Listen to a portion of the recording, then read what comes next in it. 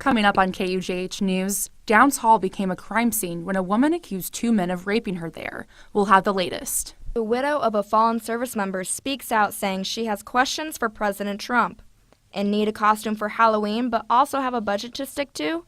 One Mass Street shop may be just what you need. KUJH News starts now. From the University of Kansas, you're watching KUJH News. Welcome to KUJH News. I'm Tiffany Littler. And I'm Caroline Burkhardt. It's the talk of the town, the exhibition charity basketball game that rekindled a rivalry. Nick, what do you have to say about that?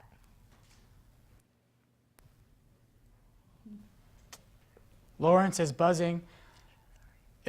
2012 was the last time KU and Mizzou got together on the basketball court, but for one Sunday afternoon, it was less about the game and more about the cause. All ticket proceeds went to hurricane relief, along with the pay-per-view subscription of $40. In total, the game raised $1.75 million. Donations closed at 10 p.m. Sunday night, with an additional $646,240 to Houston, Puerto Rico, and the U.S. Virgin Islands. The name of the four charities donated to are included One America Apparel. And those fans who contributed to hurricane relief got to see one of the best rivalries in the NCAA on the basketball court. KUJH reporter Alex McClune takes us to the site where it all happened in Kansas City. I understand. Friends or foes? I want Mizzou to win, obviously, but if that doesn't happen, it's still going to be very awesome. If we got beat, I think we get a heap of crap. This might be the only chance they get in 4 years. I hope it's just an awkward period and that we don't get to play Missouri while the time we're in college. If they bring the border war back, I'm going to be able to go to every single thing, and I want to go. And virtually no students at either KU or Mizzou have been able to experience the border war in their college years, but finally two friends are able to experience the rivalry just across the street at Power and Light. Yeah, everywhere around Kansas City would be just ecstatic, and everybody would be so excited. It doesn't matter what it would be for football or basketball or baseball, for that matter, anything, really. It would make everybody's year. Everybody from KU has a Mizzou connection, and everybody from Missouri has a KU connection. It's just a fun rivalry game that is important for everybody. And in the end, an exhibition turned into a classic between Kansas and Missouri. Reporting in Kansas City, Alex McClure, KUJH Sports. We'll have more from this game later in sports. Back to you in the studio, Caroline. I don't know about you guys, but I woke up to a fairly chilly morning today. Shane, what do you have to say about the rest of the day? Well, we had a cold front come through, so actually, believe it or not, it's actually gotten colder than since this morning. Even though it's warmed up, it's had a midnight high. So it's 65 degrees outside right now, mostly sunny, and if you've been outside at all, you will notice the winds. They are very strong out of the northwest, gusting up to 30 miles an hour. Now, why is this? This is because we have a low pressure system located over the lower Ohio Valley, and that is causing one heck of a pressure gradient across our area, and we have the northwest winds coming out of there. Now, this mid-latitude cyclone is one of my favorite types of weather systems, but we'll talk more about that when we have one affecting our area. We'll look at the almanac today. Our high temperature was 66 degrees, which is exactly average for this time of year, and the same for our low. We got about 0.4 of an inch of rain over this weekend, and coming up, we will have a roller coaster temperatures. We have the possibility of our first freeze, and we'll have a look at the Sunflower Showdown, Tiffany. Two men were behind bars this weekend for allegedly raping a female KU student. A police report says it happened in her dorm room here at Downs Hall. She told campus police the two men assaulted her separately, not together. Police took the two into custody after interviewing them. They were released without charges from the Douglas County Jail today. The National Coalition Against Domestic Violence says 1 in 3 women and 1 in 7 men have been physically abused by their intimate partner. As part of Domestic Violence Awareness Month, KUJH reporter Ellis Wiltsey shows us how you can do your part to prevent it here in Lawrence. The University of Kansas's annual safety report from 2015 to 2016 showed a significant increase in domestic violence reports, up from 4 in 2015 to 10 in 2016. The Willow Domestic Violence Center of Lawrence was the first of its kind to open in the state. Domestic Violence Awareness Month is about educating people on campus who aren't aware of the real problem that we have on campus and in Lawrence and Kansas City. This month they are hosting the Stronger Today 5K, a go-at-your-own-pace event to raise money for the shelter. And if running isn't your style, there's many different ways to get involved in October and all year round. The Willow always needs donations of standard health products, diapers, and old cell phones, among other things. Basic needs like food, shelter, obviously. Bus tickets are a big thing that they always need, gas cards. A lot of women and children are completely financially cut off by their abuser when they come to the Willows. For more information on how to help, check out their website. Reporting in Lawrence, Ellis Wiltsey, KUJH News. Counselors say social media now plays a two-sided role in domestic abuse cases. It provides more ways to get help, but can also give an abuser a way to track people down.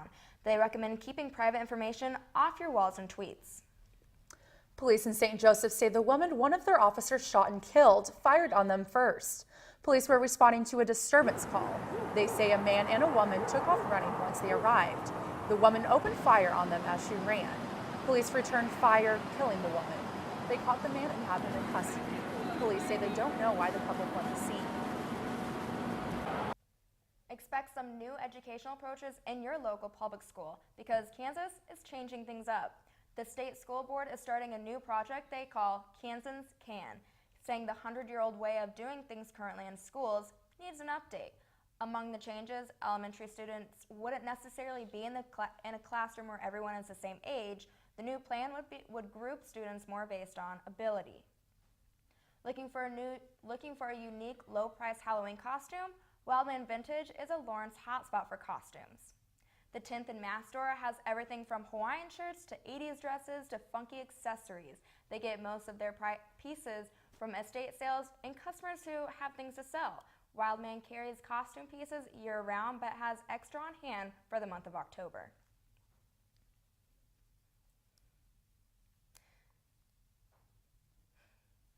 Wildman Vintage may even buy back pieces from your Halloween costume, and you can receive 40% of the amount you paid. Still to come on KUJH News, the congresswoman who says the president mishandled a Gold Star phone call has a new supporter. The widow herself speaks out. And a Florida couple says they got a lot more from Amazon than the storage bins they ordered. We'll explain when KUJH News returns.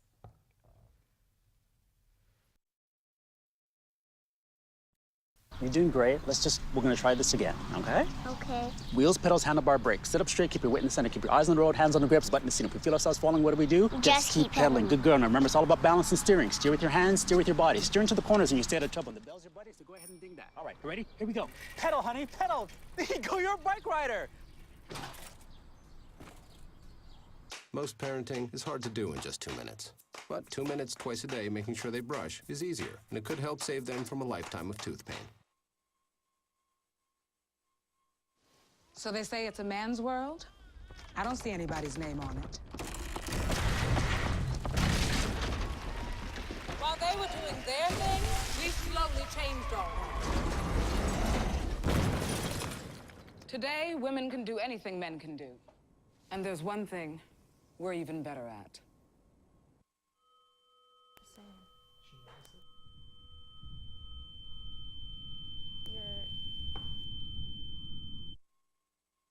When my youngest, Addie, was 2.5, she was diagnosed with leukemia. The doctor stopped by and said, well, it is leukemia. And then the next thing she said without even missing a beat was, and here's what we're going to do. We are so blessed and lucky to say that she is extremely healthy. I could not be more grateful for groups like the Leukemia and Lymphoma Society. It was that research that let that doctor say, it's leukemia, and here's what we're going to do. The widow of one of the 4 servicemen killed in Africa says she still has many questions about how her husband died. She also backs up a Florida congressman's report of what the president said during a Gold Star call. Karen Kaifa reports from Washington. I want to know why it took them 48 hours to find my husband. Maisha Johnson told ABC's Good Morning America Monday that nearly 3 weeks after an ISIS-led ambush in Niger left her husband and 3 other U.S. servicemen dead, she has more questions than answers. I don't know how he got killed, where he got killed, or anything. I don't know that part. They never told me, and that's what I've been trying to find out since day one, since October 4th. The Pentagon and the FBI are among those investigating the October 4th attack. The condolence call President Trump made to Maisha Johnson has also been at the center of a political feud. Florida Congresswoman Frederica Wilson, a close family friend, was in the car when the widow put the call on speakerphone. Soon after, Wilson criticized the president's call as disrespectful. That sparked a spat with the White House that continued through the weekend. In other Washington news, the president is hosting the Prime Minister of Singapore at the White House today. 2 men were critically injured after an accidental explosion went off in a garage in Lincoln, Nebraska. The garage where the explosion occurred Saturday had the area blocked off as they were investigating the scene. They say they found no evidence of criminal activity. A Florida couple was shocked after opening their Amazon package to find more than 50 pounds of marijuana. They ordered 27-gallon storage bins from the popular website and knew something wasn't right when the package arrived. The woman who placed the order says the storage bin felt heavier than usual but didn't expect to find pot inside. The couple immediately called Orlando police, who are investigating. Well, it's pretty chilly here in our studio. Shane, how's the weather looking? Is it supposed to be as chilly as it is in here?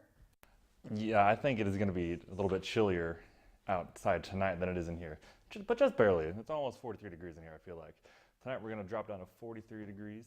It's going to be mostly clear skies and very breezy. That wind is not going to drop off today or tomorrow. It's still going to be out of the northwest at 10 to 20, gusting up over 30. Tomorrow we're only going to warm up to about 57 degrees, and that north wind at 15 to 25 miles an hour, ushering in that cold, dry air. So it's going to feel nice if this is your type of fall weather that you like. Me, not so much. Looking out the door tomorrow, we're going to start out at 7 o'clock at 43 degrees at 18 miles an hour. Now the big story tomorrow is just the wind. It's going to be howling 26 miles an hour. I don't think it's quite wind advisory criteria yet, but we may have to monitor that for if that goes up at all. And we'll end the day at about 49 degrees at 7 o'clock. Now the reason why it is so windy outside is because the pressure gradients are so close together. These black lines are called isobars, or lines of constant pressure. Now the closer that those are together, the windier it is going to get. Now these aren't super close, but by Kansas standards at all, but it will still pretty windy. This is just off the surface. We're going to have winds about 40 to 45 miles an hour up just above us. Now those will come down and be about 15 to 30. Our average first freeze date this time of year is October 27th, and I think we're going to hit the nail on the head with the average on this one on Friday. Our earliest freeze is September, which did not happen this year, and we are not going to get down to November 24th for our last freeze. Now, on Saturday, we have another war, but this is a sunflower showdown. In football, it's going to be 51 degrees for the football game on Saturday. It's going to be very cold if you're going out tailgating. We're going to have winds out of the northwest at 5 to 10 miles an hour. It is just going to be a cold, cold day. Now, if we look at the 5-day forecast, Tuesday is going to be the windiest day, and we have a roller coaster temperature coming up. It's going to be 70 degrees on Wednesday, and then they're just going to start sliding out with a series of cold fronts. And on Friday, if you have sensitive plants, you may want to bring them inside or cover them up. It is just going to be ice cold outside on Friday, Saturday morning. Back to the desk. We know about the purpose of the game, but what took place on the court? Full highlights next. And basketball wasn't the only sport going on this weekend. Nick will also have the recap in weekend sports, including a new face to know in KU volleyball. More next. You're doing great. We're gonna try this again, okay? Okay. Wheels, pedals, handlebar, brakes. Sit up straight, keep your weight in the center, keep your eyes on the road, hands on the grips, butt in the seat. If we feel ourselves falling, what do we do? Just keep pedaling. Good girl. Now remember, it's all about balance and steering. Steer with your hands, steer with your body. Steer into the corners and you stay out of trouble. The bell's your buddy, so go ahead and ding that. All right, ready? Here we go. Pedal, honey, pedal. There you go, you're a bike rider. Most parenting is hard to do in just 2 minutes. But 2 minutes twice a day making sure they brush is easier, and it could help save them from a lifetime of tooth pain. So they say it's a man's world? I don't see anybody's name on it. While they were doing their thing, we slowly changed all that. Today, women can do anything men can do. And there's one thing we're even better at.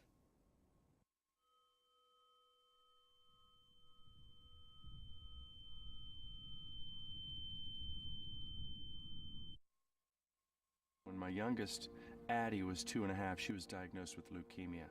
The doctor stopped by and said, well, it is leukemia. And then the next thing she said without even missing a beat was, and here's what we're going to do. We are so blessed and lucky to say that she is extremely healthy. I could not be more grateful for groups like the Leukemia and Lymphoma Society. It was that research that let that doctor say it's leukemia, and here's what we're going to do. Back to the Sprint Center, let's get right into the highlights from Sunday. Mizzou looking good in the first half, and towards the end, it's Porter again off the inbounds and one. Mizzou ends the half with a 44-40 lead on Kansas. Second half, Malik Newman pulls up, knocks it down. Jayhawks jump ahead, 62-59. Down the stretch, KU goes inside. Udoka Azubuike, fresh off his injury, playing a lot this season. Hook shot, 74-63 KU. Doak giving the volleyball team a good show. Everyone enjoying themselves out the Sprint Center Sunday. He keeps it going with a two-handed slam, 76-64. Jayhawks pulling ahead. Devontae Graham up to LeGerald Vick for the two-hand slam.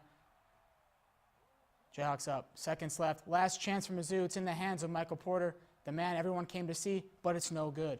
Graham with the rebound as the clock runs out. Just an exhibition game, but definitely one to remember for the fans. Kansas comes out winners in KC. It's 93-87. Just when you thought it couldn't get any worse, it did. KU football debuted for the first time in primetime Saturday night and made history. Their 21 total yards tied a Big 12 conference record for the fewest number of yards gained. They tied another record as well, too. KU only needs one more road loss to have the longest road losing streak in NCAA Division I football history. After this weekend, the streak stands at 44 losses in a row. The Horned Frogs' run defense was on point all night, holding the Jayhawks to negative 21 yards on the ground. At the beginning of the year, the problem laid in the defense, but now both sides of the ball can share that blame. The offense has not scored a touchdown in 9 quarters. The focus shifts to the Sunflower Showdown when Kansas State comes to Memorial Stadium on Saturday, kickoff scheduled for 2 p.m. Give it all you got right here are the words of a KU coxswain on the shores of the Kansas River Sunday afternoon. The 5th annual Jayhawk Jamboree showcased the Jayhawk rowers in the only home regatta at Bertram Park. 8 Midwest schools, including Iowa, Oklahoma, and Tulsa, left a successful day on the tides. With new coaching on the Jayhawk side, it was all about measuring the team's performance, finishing 3rd. The next regatta will be at Tulsa in 2 weeks. A new face took the volleyball court Saturday, and Jayhawk fans should get to know her. Freshman setter Annika Carlson is the future at the setter position. Next season, she will replace senior Nise Avili, who will leave the program after the season with the all-time assist record. In just her second appearance this season, she made an impressive mark, earning assists on 3 of the 4 points she played. Carlson shined, but she's just happy to be on the court. It was really cool. They were all so welcoming when I went onto the court. It was really cool to play. I think they were a little bit more excited just because I got to go in, but they played really well today. It was really cool. KU swept Texas Tech and will host Oklahoma on Wednesday night.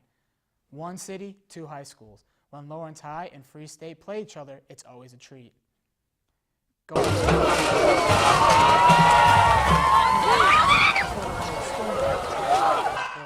In the final seconds, the Firebirds lined up to kick the game-winning field goal and seal their undefeated season. Some exciting high school football to watch when the playoffs start this Thursday. I'm really pumped, Caroline and Tiffany. And if you just couldn't get enough eclipse viewing last month, NASA has something to show you.